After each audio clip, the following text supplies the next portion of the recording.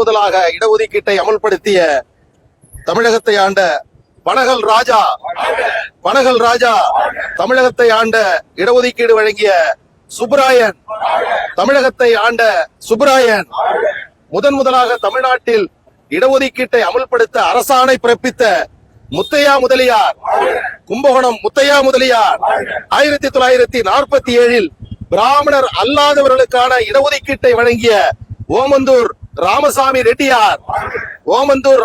ரெட்டியார் தமிழ்நாட்டில் இடஒதுக்கீட்டை முதலாக அறிமுகப்படுத்திய தலைவர்கள், தமிழ்நாட்டில் இடஒதுக்கீட்டை அமல்படுத்திய தலைவர்கள். வெல்லட்டும் வெல்லட்டும், சமூக நீதி வெல்லட்டும், நடைமுறைப்படுத்து 100 விழுக்காடு இடஒதுக்கீட்டை நடைமுறைப்படுத்து. காப்பாற்றுவோம் சமூக நீதியை காப்பாற்றுவோம். அன்பார்ந்த வழக்கறிஞர் பெருமக்களே, இதே இன்றைய தினத்தில்தான் 1927 ஆண்டு நவம்பர் மாதம் 4ஆம் தேதி தமிழ்நாட்டில் முதலாக 100 விழுக்காடு இடஒதுக்கீட்டை வழங்குவதற்கான அரசாணையை அப்பொழுது தமிழக அரசினுடைய அறநிலைத்துறை அமைச்சராக இருந்த கும்பகோணம் முத்தையா முதலியார் அவர்கள்தான் இந்த அரசாணையை வெளியிட்டார். அப்பொழுது தமிழகத்தினுடைய ஆட்சியை செய்து கொண்டிருந்த சுப்பராயன் அவர்கள் முதலமைச்சராக இருந்தார்.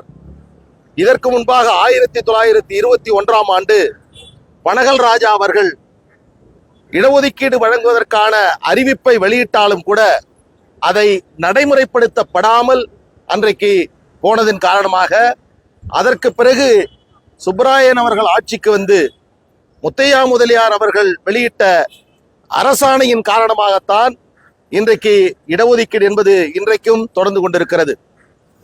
பிராமணர்களுக்கும் சேர்த்து 1927 100 விழுக்காடு இடஒதுக்கீடு வழங்கப்பட்டது.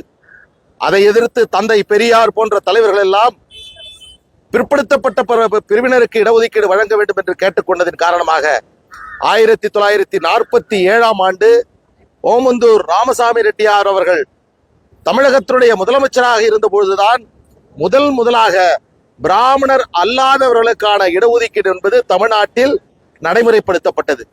இப்படி தமிழ்நாட்டில் இடஒதுக்கீடு கிடைப்பதற்கான போராடிய அந்த உன்னதமான தலைவர்களை பாராட்ட வேண்டும்.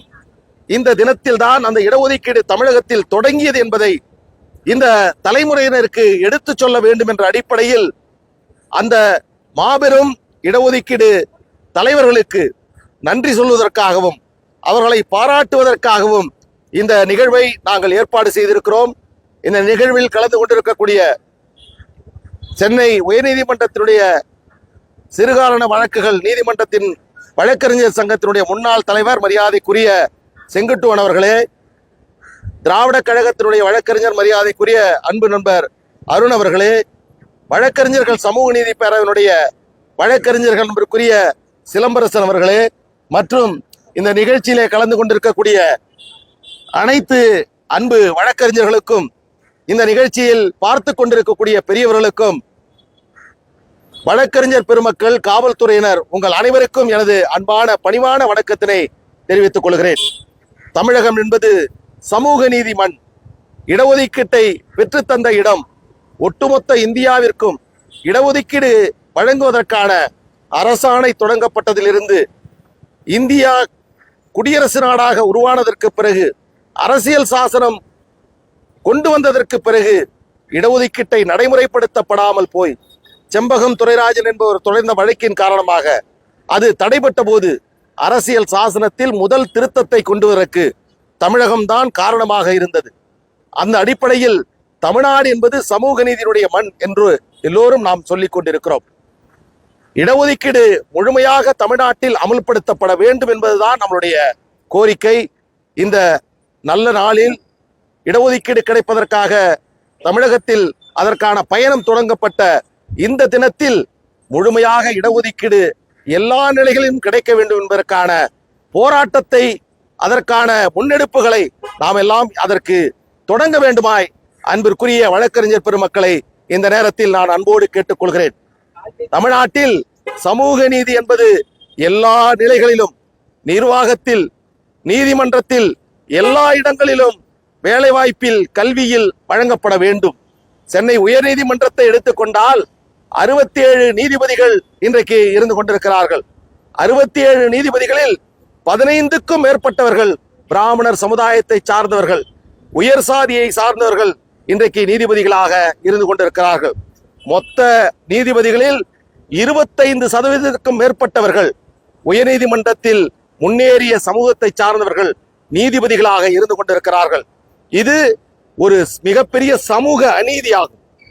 நாம் இந்த நேரத்தில் தெரிவித்துக் கொள்வது என்னவென்று சொன்னால், எந்த சமூகத்திற்கும் எதிராக நாம் பேசவில்லை, எந்த சமூகத்திற்காகவும் இந்த கருத்தை நாம் சொல்லவில்லை. ஆனால் அதே வேளையில் தமிழ்நாட்டில் இருக்கக்கூடிய அத்தனை சமூகத்தை சார்ந்தவர்கள், அத்தனை பிரிவை சார்ந்தவர்கள் அனைவருக்கும் உரிய விகிதாச்சார பிரதிநிதித்துவம் நீதித்துறையில் வழங்கப்பட வேண்டும் என்பதுதான் நம்மளுடைய தலையாய வேண்டுகோளாக இந்த நேரத்திலே நாங்கள் வைக்கின்றோம். 67 நீதிபதிகளில் 15 பேர் இருந்து கொண்டிருக்கக்கூடிய வேளையில் வரக்கூடிய அடுத்த ஆண்டில் 12 இடங்களுக்கான நீதிபதிகள் நியமனம் செய்யப்பட இருக்கிறார்கள். இந்த 12 நீதிபதிகள் நியமனம் செய்யப்படுகின்ற பொழுது அனைத்து பிரிவினருக்கும் உரிய விகிதாச்சார பிரதிநிதித்துவத்தை வழங்க வேண்டும் என்று இந்த நேரத்தில் நாம் உயர்நீதிமன்றத்தினுடைய நீதிபதிகள் நியமன குழுவை கேட்டுக்கொள்கிறோம். உரிய வாய்ப்புகளை நீதிபதிகள் நியமனத்தில் வழங்கப்பட்டிருக்க வேண்டும். ஆனால் அது இன்றைக்கு நடைமுறைப்படுத்தப்படாமல் இருந்திருக்கிறது. கடந்த 2-3 ஆண்டுகளாக நீதிபதிகள் நியமனம் செய்யப்படுகின்ற பொழுது முன்னேறிய சமூகத்தினரை அதிகமான அளவில் நியமனம் செய்யப்பட வேண்டும் என்பதற்காகவே நீதிபதிகள் பரிந்துரை செய்யக்கூடிய பட்டியலை 5 பேர் இருக்காங்கன்னா அதை 2-3ஆக, 6 பேர் இருந்தால் 3-3ஆக பிரித்து அதில் ஒவ்வொரு முன்னேறிய சமூகத்தை சார்ந்தவர்களையும் அதில் இடம்பெற செய்து இன்றைக்கு உயர்நீதிமன்றத்தில் மிக அதிகமான முன்னேறிய சமூகத்தை சார்ந்த நீதிபதிகள் இருக்கக்கூடிய நிலை உருவாகி கொண்டிருக்கிறது. இதே அடிப்படையில் தான் வரும் காலத்தில் நீதிபதிகள் நியமனம் செய்வதற்கான முயற்சியை இவர்கள் மேற்கொண்டிருக்கிறார்கள். இந்த நேரத்தில் நான் ஒன்றை சுட்டிக்காட்ட ஆசைப்படுகிறேன். மரியாதைக்குரிய சென்னை உயர்நீதிமன்றத்தினுடைய மூத்த நீதிபதியாக இருந்து இன்றைக்கு உச்ச நீதிமன்றத்தினுடைய நீதிபதியாக நியமனம் செய்யப்பட்டிருக்கக்கூடிய சிறப்புக்குரிய ஒரு உன்னதமான நீதிபதி மகாதேவன் அவர்கள் உச்ச நீதிமன்றத்தில் நியமனம் செய்யப்படுகின்ற பொழுது அந்த நியமன உத்தரவில் உச்ச நீதிமன்ற அந்த பரிந்துரை குழு சொன்னது என்னவென்று சொன்னால், in order to implement the social justice and give the proper representation to all the section to social diversity, நாங்கள் மகாதேவன் அவர்களை நீதிபதியாக நியமிக்கிறோம் என்று உச்ச நீதிமன்றம் தெரிவித்தது. உச்ச நீதிமன்றத்தில் நீதிபதியை நியமிக்க சோசியல் டைவர்சிட்டி என்ற அடிப்படையில் அனைத்து தரப்பினர்களுக்கும் உரிய வாய்ப்பை வழங்க வேண்டும் என்ற அடிப்படையில் அந்த நியமனம் செய்யப்பட்டது. அதை மனதார நாங்கள் வரவேற்றோம். அதே அடிப்படையில் தான் இந்தியாவில் இருக்கக்கூடிய அனைத்து பிரிவினர்களுக்கும் உச்ச நீதிமன்றத்தில் நீதிபதிகள் நியமனத்தில் வாய்ப்புகள் வழங்கப்பட வேண்டும். அதே அடிப்படையில் சென்னை உயர்நீதிமன்றத்தில் சோசியல் டைவர்சிட்டி என்ற அடிப்படையில் நீதிபதிகள் நியமனம் என்பது நடத்தப்பட வேண்டும் என்ற கோரிக்கையை இந்த நேரத்தில் நாங்கள் வைக்க ஆசைப்பட்டு கொண்டிருக்கிறோம். அன்பு சகோதரர்களே, பெரியோர்களே, இந்த இடஒதுக்கீடு என்பதும் சமூக நீதி என்பதும் இன்றைக்கு பொதுவாக மக்கள் மனதில் ஏதோ ஒரு வேண்டாத விஷயம், அது ஒரு தேவையில்லாத விஷயம் என்ற அடிப்படையில் விலகி செல்லக்கூடிய நிலை நீடித்துக் கொண்டிருக்கிறது. அதன் காரணமாகத்தான் இன்றைக்கு நமக்கு பெரும் சமூக அநீதி நிகழ்ந்து கொண்டிருக்கிறது. பிற்படுத்தப்பட்ட, தாழ்த்தப்பட்ட, மிக பிற்படுத்தப்பட்ட சிறுபான்மை சமூகத்தை சார்ந்த அருமை வழக்கறிஞர் பெருமக்கள் ஒவ்வொருவரும் எங்களுக்கு இதனால் பாதிப்பில்லை என்று தனித்தனியாக பிரிந்திருக்கக்கூடிய காரணத்தினால்தான் முன்னேறிய சமூகத்தை சார்ந்தவர்கள் இந்த அதிகமான வாய்ப்புகளை பெற்றுக் கொண்டிருக்கிறார்கள். தமிழ்நாட்டில் இருக்கக்கூடிய பெரும்பான்மை சமுதாயங்கள், அது செட்டியார், முதலியார், நாடார், யாதவர், வன்னியர், தேவர் என்று முக்குளத்தோர் என்று எந்த சமூகத்தை எடுத்துக்கொண்டாலும் அவர்களுக்கான உரிய விகிதாச்சார பிரதிநிதித்துவம் வழங்கப்பட வேண்டும். எந்த சமூகமாக இருந்தாலும் அந்த வாய்ப்புகள் மறுக்கப்படுகின்ற பொழுது அவர்களுக்கான வாய்ப்புகளை வழங்க வேண்டும் என்ற கோரிக்கையை இந்த போராட்டத்தின் மூலமாக நாங்கள் முன்வைக்கிறோம். தலைவர்கள் அன்றைக்கு 100 விழுக்காடு இடஒதுக்கீட்டை நடைமுறைப்படுத்தினார்கள். பிராமணர் அல்லாதவர்களுக்கான இடஒதுக்கீடு தமிழ்நாட்டில் நடைமுறைப்படுத்தப்பட்டது. ஆனால் இன்றைக்கு 69 விழுக்காடு இடஒதுக்கீடு மட்டும்தான் தமிழ்நாட்டில் நடைமுறைப்படுத்தப்பட்டுக் கொண்டிருக்கிறது. அதை 100 விழுக்காடாக மாற்ற வேண்டும் என்று சொன்னால் தமிழ்நாட்டில் சாதிவாரி கணக்கெடுப்பு என்பதை நடத்தப்பட வேண்டும் என்பது மிக மிக முக்கியமான ஒரு கோரிக்கையாக இருந்து கொண்டிருக்கிறது. அந்த வேளையில்தான் இந்த நன்னாளில் நாம் எல்லாம் நமக்குள் இருக்கக்கூடிய வேறுபாடுகளை, கருத்து வேறுபாடுகளை, அரசியல் வேறுபாடுகளை, சிந்தனை வேறுபாடுகளை எல்லாம் தூக்கி எறிந்து விட்டு சமூக நீதியை தமிழ்நாட்டில் முழுமையாக அமல்படுத்த வேண்டும் என்ற அந்த உன்னதமான கோரிக்கையோடு பிற்படுத்தப்பட்ட, தாழ்த்தப்பட்ட, சிறுபான்மை சமூகத்தை சார்ந்த, மிக பிற்படுத்தப்பட்ட சமூகத்தை சார்ந்த ஒட்டுமொத்த மக்களும் ஒன்று திரள வேண்டும் என்ற அன்பான கோரிக்கையை இந்த நேரத்தில் நான் வைக்க ஆசைப்படுகின்றேன். இங்கே தமிழ்நாட்டை ஆண்டு கொண்டிருக்கக்கூடிய திராவிட முன்னேற்ற கழகம் திராவிட மாடல் ஆட்சி என்று சொல்லுகிறார்கள். ஆனால் சென்னை உயர்நீதிமன்றத்தினுடைய தலைமை வழக்கறிஞராக இன்றைக்கு இருக்கக்கூடியவர் மரியாதைக்குரிய மூத்த வழக்கறிஞர் PS ராமன் அவர்கள். அதற்கு முன்பு சண்முக சுந்தரம் அவர்கள் தலைமை வழக்கறிஞராக இருந்தார். கலைஞர் அவர்கள் தமிழ்நாட்டில் முதலமைச்சராக இருந்தபோது விடுதலை அவர்கள் தலைமை வழக்கறிஞராக இருந்தார். மரியாதைக்குரிய மூத்த வழக்கறிஞர் மாசிலாமணி அவர்கள் தமிழகத்தினுடைய தலைமை வழக்கறிஞராக இருந்தார்.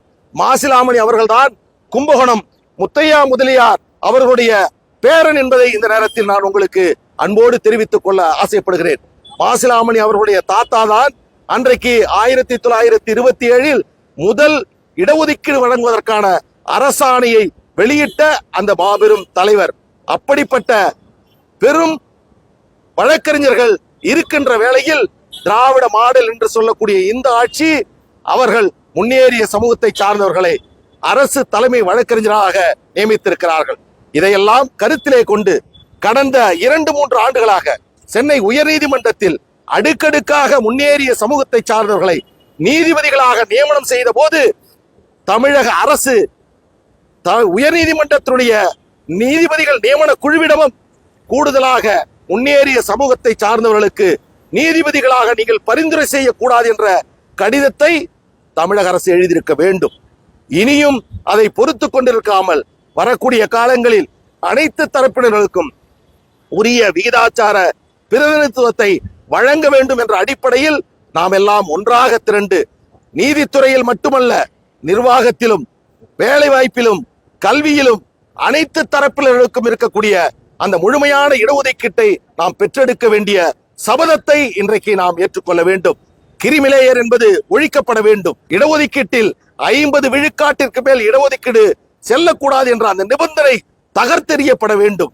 இங்கே இருக்கக்கூடிய அனைத்து தரப்பு மக்களுக்கும் அவருடைய மக்கள் தொகை விகிதாச்சார அடிப்படையில் அவர்களுக்கான இடஒதுக்கீடு என்பதை வழங்க வேண்டும் என்று இந்த நேரத்திலே நான் கேட்டுக்கொண்டு, பல்வேறு பணிகளுக்கு மத்தியில் இந்த சமூக நீதியின் மீது அக்கறை கொண்டு இந்த சமூக நீதிக்காக தொடர்ந்து குரல் கொடுத்து கொண்டிருக்கக்கூடிய அருமை வழக்கறிஞர் பெருமக்கள், குறிப்பாக சென்னை உயர்நீதிமன்றத்தினுடைய வழக்கறிஞர் சங்கத்தினுடைய செயலாளராக இருக்கக்கூடிய அன்பிற்குரிய சகோதரர் கிருஷ்ணகுமார் அவர்கள், செங்குட்டுவன் அவர்கள் மற்றும் இங்கே கூடியிருக்கக்கூடிய அருமை வழக்கறிஞர்களுக்கு எனது மனமார்ந்த நன்றியை நான் இந்த நேரத்திலே தெரிவித்துக் கொண்டு, இந்த ஒற்றுமையும் இந்த ஒருமைப்பாடும் சமூக நீதிக்கான குரலும் அழுத்தமாக ஒலிக்கக்கூடிய வகையில் நாம் எல்லாம் ஒன்று திரள வேண்டுமாய் அன்போடு கேட்டுக்கொண்டு, இந்த மாபெரும் தலைவர்களுக்கு மீண்டும் நமது மனமார்ந்த நன்றியை, அவர்களை மனதார பாராட்டி இந்த இடஒதுக்கீட்டிற்காக தொடர்ந்து போராடி கொண்டிருக்கக்கூடிய அந்த தியாகிகளுக்காக நாம் வீர வணக்கம் செலுத்துவோம் என்று கூறி விடைபெறுகிறேன். நன்றி, வணக்கம்.